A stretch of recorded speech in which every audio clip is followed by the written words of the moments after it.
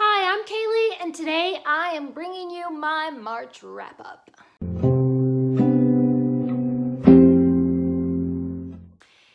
I am rocking a little bun today, doing something different with the hair because it feels like a bun sort of day.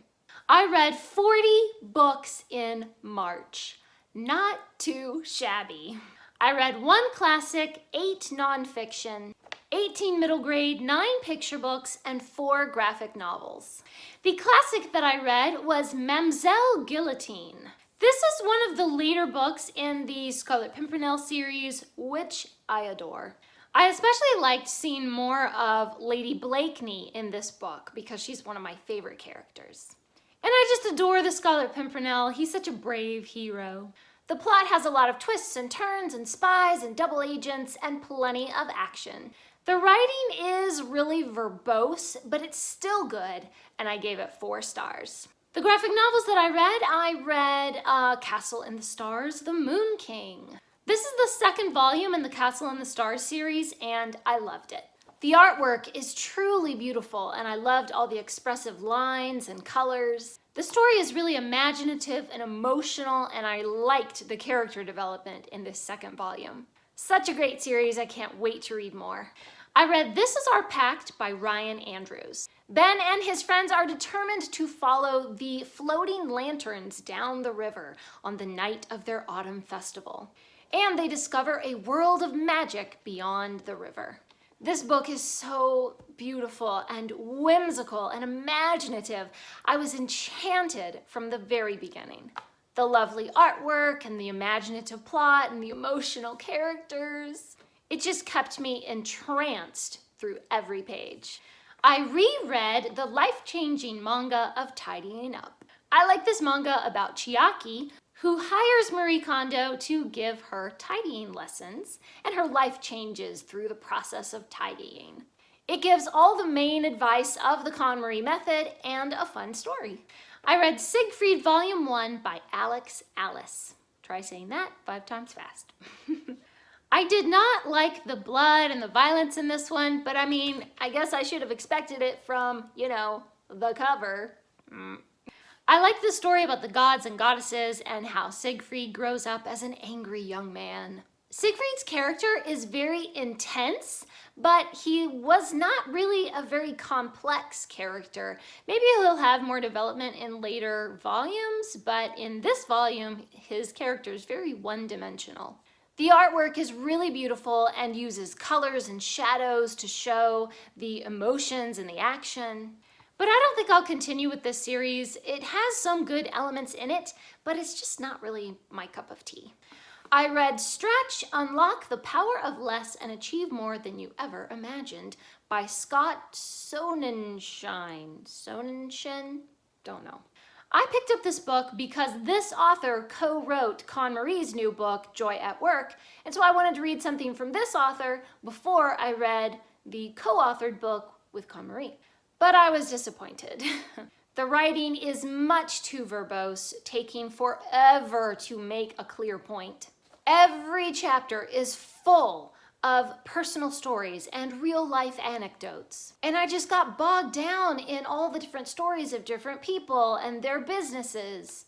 And I just couldn't process it all. It would have been better if the writing had focused on just one powerful life story as the example, instead of a whole bunch of them, and then spent more time, actually explaining the lesson. I ended up giving this 3 stars. All of the rest of the books in this video are books that I received from a publisher or author in exchange for a free and honest review. So then I went over to NetGalley and I got KonMari's new book, Joy at Work. This is all about organizing your professional life. And they focus on not just your desk and your workspace, but also organizing your time, your contacts, your email, your computer data, and even your decision-making process. They give advice on team building, evaluating tasks, and how to run an effective business meeting. I liked the chapters that Marie wrote the best. Her voice is just so clear and inspirational. I do wish that there was a tidying checklist at the end of the book, but there's not, so I just made my own checklist as I was tidying out my office at work. I read Healing Through Nutrition, The Essential Guide to 50 Plant-Based Nutritional Sources. This has excellent recipes and information about the benefits of each type of food, its healing power, and the medical conditions that it will help. I read Trigger Point Therapy Made Simple, Serious Pain Relief in 4 Easy Steps. This book outlines where trigger points are located in our muscles and how massage or pressure or other therapies can help to alleviate pain. I tried it for a headache and it really worked. Stuff every tea lover should know. This book covers everything you could possibly want to know about tea, from the history of tea all the way to how to brew the perfect cup. I learned about types of tea that I had never heard of before, and I am definitely a tea drinker. I read The Empowered Highly Sensitive Person. As a highly sensitive person myself, it was such a relief to find a workbook like this. It describes the HSP experience so clearly, and it gives real and practical tips for navigating strong emotions and the overwhelming sensations that come with having an HSP brain. Origami Made Simple, 40 Easy Models with Step-by-Step Instructions. I loved this book, and I made a little piano. Extreme Ocean by Nat Geo. This is amazing animals, high-tech gear, record-breaking depths, and more. With stunning photographs, this book chronicles the ocean explorations of the author, a marine biologist. Along with personal stories and anecdotes, this book also includes facts and science about everything under the sea, from ocean currents to sea anemones, and sharks and coral reefs and everything. I always love books by Nat Geo. I read 10 Sherlock Holmes mysteries that have been retold for ages 7 to 13. Each of these stories follows exactly the same story as the original Sherlock Holmes mystery, with much of the same dialogue and narration as originally written by Sir Arthur Conan Doyle. Holmes and Watson are the same beloved characters that we know, and the mystery is just as suspenseful and thrilling as the original. I love how the writing style is simplified for children, but it's still vivid and energetic.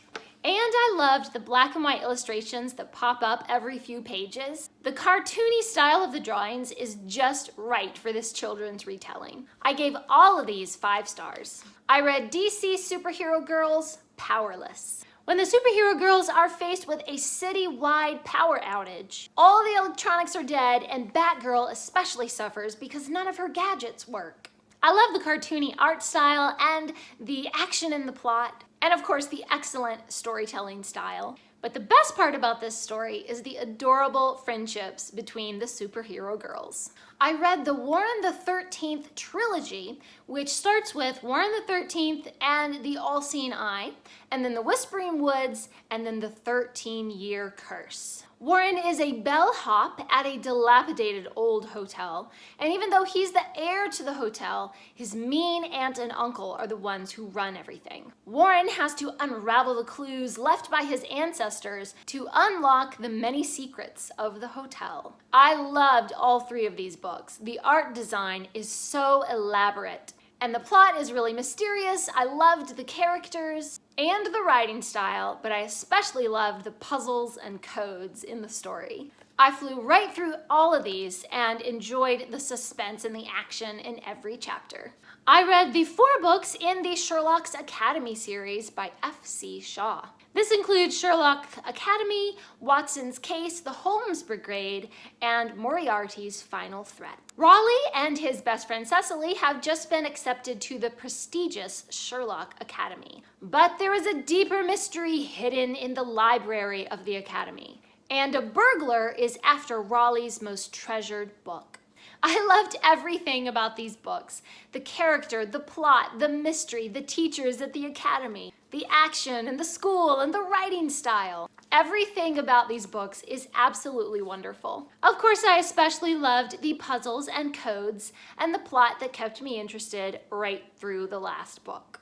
And now I'll tell you about some picture books that I read and reviewed, and I'm not going to go into them a lot. I'm just going to say the titles. Just know that I loved all of these. These are all adorable. They all got 5 stars, and I can't wait to read some of these with my little nieces. All About Weather, a first weather book for kids. All Around Bustle Town, both fall, spring, and summer. And I actually had reviewed winter, I think, a few months ago, so now I've got the whole series of the All Around Bustle Town. That's Good, That's Bad. This is an adorable classic picture book. Meditation for Kids, 40 Activities to Manage Emotions, Ease Anxiety, and Stay Focused. Maisie Explores and Maisie's Animals, both of these are first word books. And Letters from Maisie, which has adorable little envelopes inside with little letters that you can take out.